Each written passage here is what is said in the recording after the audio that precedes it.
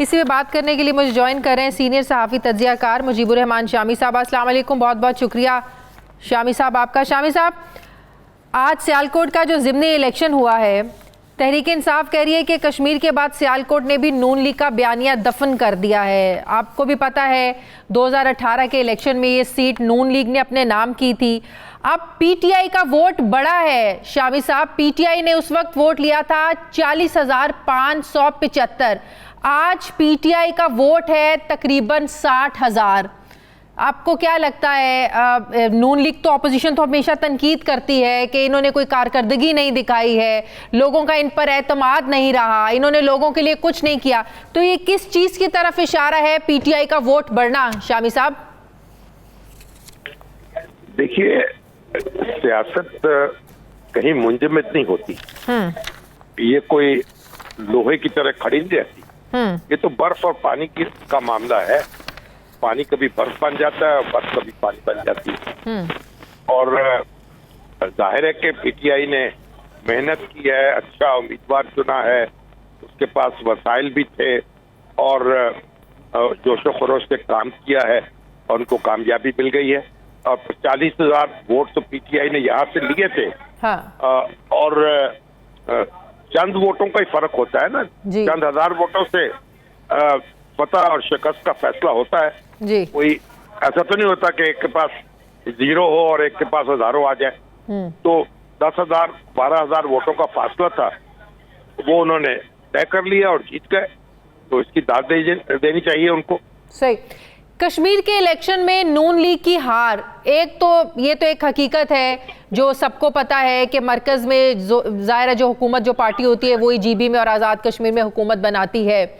लेकिन जो कहा जा रहा है कि कश्मीर में जो एक बयानिया अपनाया मरियम नवाज़ ने, और ये भी अंदर की जो बड़ी कहानियां खुलकर सामने आ रही हैं कि शहबाज शरीफ साहब इसलिए खामोश हैं क्योंकि मरियम नवाज़ जो बयानिया लेकर चल रही थी कश्मीर इलेक्शन से, वो इससे खुश नहीं थी। आपको लगता है कि मरियम नवाज़ की जो स्ट्रैटेजी है सियासत को लेकर, या जिस तरीके से वो इलेक्शन कैंपेन करती हैं, ये एक बहुत बड़ा नुकसान बन सकता है आने वाले दिनों में नून लीग की सियासत के लिए? देखिए, मुस्लिम लीग नून ने 25% से कुछ ज्यादा वोट हासिल किए हैं आजाद कश्मीर में, और पीटीआई को 32% के करीब वोट मिले हैं।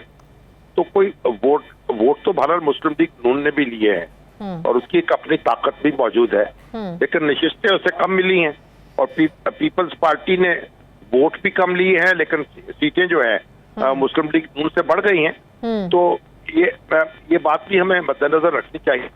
लेकिन एक बात बड़ी यानी इसमें अहम है कि मुस्लिम लीग नून को अपने दाखिली मामलात पे गौर करना होगा और सुई इख्तियार करनी होगी अपनी हिकमत अमली के एतबार से, नजरी बहसों से निकलना होगा।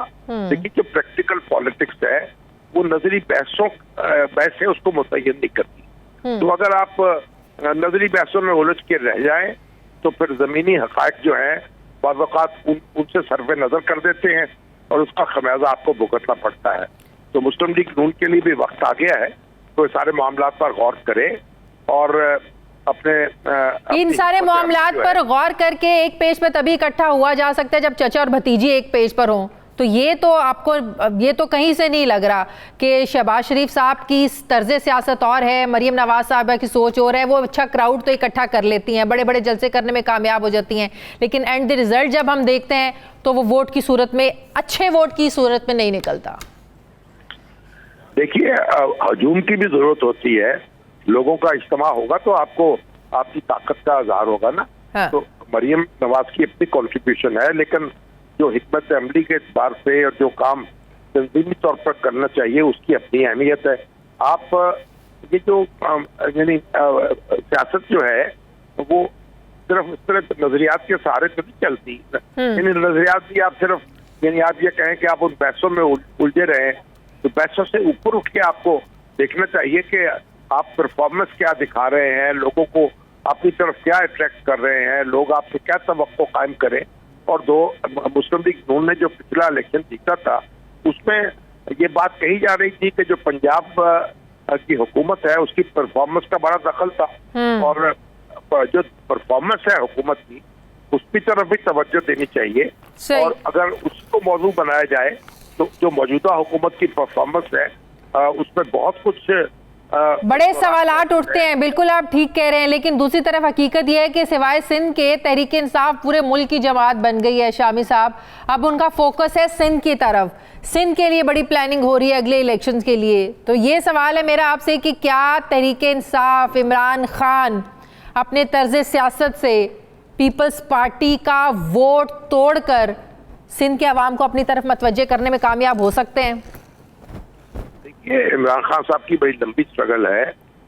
कमोबेश 20 साल उन्होंने अपोजिशन की है, अपोजिशन की सियासत की है, और एक इस लंबी स्ट्रगल के बाद उन्होंने पीटीआई को एक बड़ी ताकत बनाया है। तो अगर पीटीआई एक मुल्कगीर जमात के तौर पर आगे बढ़ती है और सिंध में अपनी जड़ें कायम करने की कोशिश करती है तो इसका ख्याल मकसद किया जाना चाहिए। जितनी जमातें मजबूत होंगी उतनी जमहूरियत मजबूत होगी। और हाँ, सिर्फ बात यह है कि आप फाउल प्ले न खेलें और आप रूल्स ऑफ द गेम जो है उनको ऑब्जर्व करते हुए एक दूसरे का मुकाबला करें, तो ये एक बड़ी खुश आइन बात होगी और इससे पाकिस्तानी जमहूरियत मजबूत होगी। बहुत बहुत शुक्रिया सीनियर साहबी तज्जियाकार शामी साहब। शामी साहब मेरे साथ हैं। नाज़रीन, इस वक्त पूरा मुल्क कोरोना की चौथी लहर की लपेट में है। डेल्टा वायरस तेज़ी से फैल रहा है। पाकिस्तान में जिस शहर में सूरत हाल इंतहाई ख़तरनाक हद तक पहुँच गई है वो है हमारा रोशनियों का शहर कराची, जहाँ जो मुस्बत केसेस की शरह है ये 26% से बढ़ चुकी है, जो कि अब तक रिकॉर्ड होने वाली सबसे बुलंदतरीन रेशो है। कोरोना के बढ़ते केसेस की वजह से जहां अस्पतालों में बहुत ज़्यादा प्रेशर बढ़ रहा है, वहीं सिंध कोरोना टास्क फोर्स की तरफ से ये बताया जा रहा है कि कराची के अस्पतालों में कोरोना के 85% मरीज़ वो हैं जिन्होंने अभी तक वैक्सीन नहीं लगवाई है। कोरोना वायरस के बढ़ते केसेस के तनाजुर में सिंध हुकूमत ने भी कोरोना SOPs पर अमल दरामद करवाने के लिए पाबंदियों को सख्त कर दिया है। इस वक्त सिंध भर में कारोबारी औकात जो है ये सुबह 6 से शाम 6 बजे तक कर दिए गए हैं। रेस्टोरेंट्स में इंडोर आउटडोर खाने पर पाबंदी है। सूबे भर में स्कूलों को 31 जुलाई तक बंद रखने का हुक्म दिया हुआ है। सिंध हुकूमत ने वैक्सीनेशन ना करवाने वाले अफराद की मोबाइल सिम्स को मरहलावार बंद करने के लिए PTA हुकाम को ख़त भी लिखा है। वफाकी इदारे NCOC ने भी सिंध हुकूमत को वफाक की तरफ से मुकम्मल ताउन की यकीन दहानी करवाई है। लेकिन दूसरी तरफ अगर कारोबारी हलकों की बात करें तो वो सिंध हुकूमत की नई पाबंदियों पर अपने तहफ़्फ़ुज़ात का भी इज़हार कर रहे हैं। ताजिर बिरादरी नई पाबंदियों पर एहतजाज कर रही है। इनका मौक़िफ़ है कि नई पाबंदियों के नतीजे में बेरोज़गारी की एक नई लहर आएगी, जिससे मुल्की मईशत को धचका पहुँचेगा।